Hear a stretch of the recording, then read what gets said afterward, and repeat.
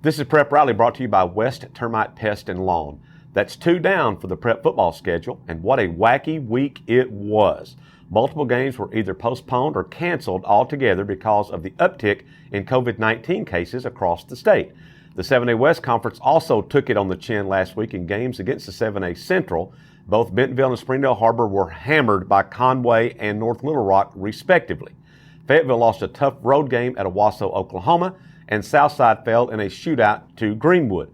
Now, the only team from the 7A West to earn a win on Friday night was Bentonville West, which claimed a road win at Muskogee, Oklahoma. Now, we'll begin our recaps with a wild one in Bentonville as the Tigers turned the ball over 6 times, including 3 times in the fourth quarter in a 55-41 loss to Conway. Now, Bentonville actually led this game 35-28 heading into the fourth quarter, but imploded from there. 2 of the 3 fourth quarter turnovers directly led to scores. Bentonville coach Jody Grant was to the point following the game about his team's mistakes. We're going to bring up 6 turnovers. This is my 11th year of covering you guys, and I can't recall a game in which you turned the ball over that many times. No, I can't either. I mean, here's the deal. Turn the ball over 6 times, I don't care if you're playing a junior high team. You're not going to win those games. That's what I just told our guys. I mean, we scored 41 points, turned the ball over 6 times, and I think we punted 2 or 3 times. So I give credit to the other team, but geez, I mean, just even half of those not being what they are is a different outcome. And, I'm anxious to see our guys respond from it because 6 turnovers is absolutely unacceptable. Yeah, and another thing, just the way Conway was, I've never seen a team run and throw the ball like Conway did against you guys. Well, yeah, I mean, listen, they offensively, the way they play with tempo, and I'm telling you, their quarterback is smooth, and they got some backs and receivers. Their play caller is top notch. They're going to score points on whoever they're playing.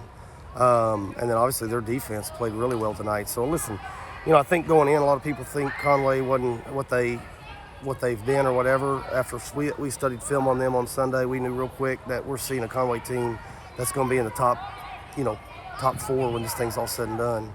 And as they get healthy and get people coming back, the sky's the limit for them. I'm disappointed in the way we played, but I'm just anxious to see how these guys respond to this.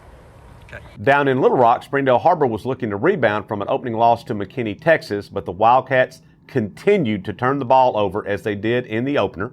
Harbor fumbled 3 times in the opening half of this game. North Little Rock led 24-21 at halftime, but took control in the second half. The charging Wildcats piled up almost 600 yards of offense in the win. Now, Van Buren won its 2nd straight game to start the season, claiming the Battle of the Bone with Alma 31-20. Malachi Henry came up big again for the Pointers with a pair of long touchdown catches. Van Buren coach Crosby Tuck was pleased with his team's performance. I'm so proud of a team as young as we are to be able to come out and get a win in a big-time rivalry game like this, make it 4 in a row.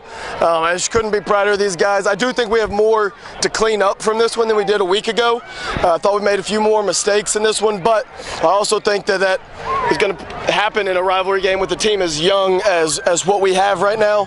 And so for us just to come out and compete for 4 quarters, because that, once again, was not in question. Last 2 weeks, I've not questioned our competitiveness at all. The J.R. Eldridge era at Farmington is off to a 2-0 start as the Cardinals crushed Prairie Grove 56-27 in the Battle of Highway 62. This was the 62nd meeting of these 2 teams. The game was close early with them tied at 14-14 in the first quarter, but the Cardinals exploded for 17 points in the final minute and a half of the second quarter to take control. Eldridge was pumped following the win. Well, I just felt like our guys, they didn't lose heart, just kept putting on more steam, decided that whatever phase wasn't working, the other phase was going to pick up for them. So really proud of our guys for doing that. Coaches did a great job on the sideline, and then our players did a great job of responding to adverse situations. Hey, I thought the game turned late in the first 1 minute ago. 2 touchdowns and a field goal. What do you think about that? Yes, sir. Yeah, I felt really good about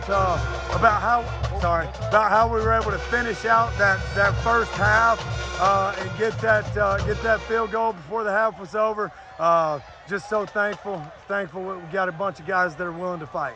JR, you guys are 2-0. Do you like where you are? Where do you feel like you really need to work on going into next week? Well, I mean, the biggest thing, we got to work on ball security. You know, we didn't have really an issue with ball security last week. And, you know, we got exposed. I mean, we aren't putting two hands on contact like we've been preaching. So we've got to go back and get good at ball security.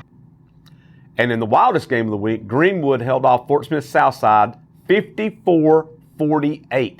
The teams combined for 1,200 yards of offense.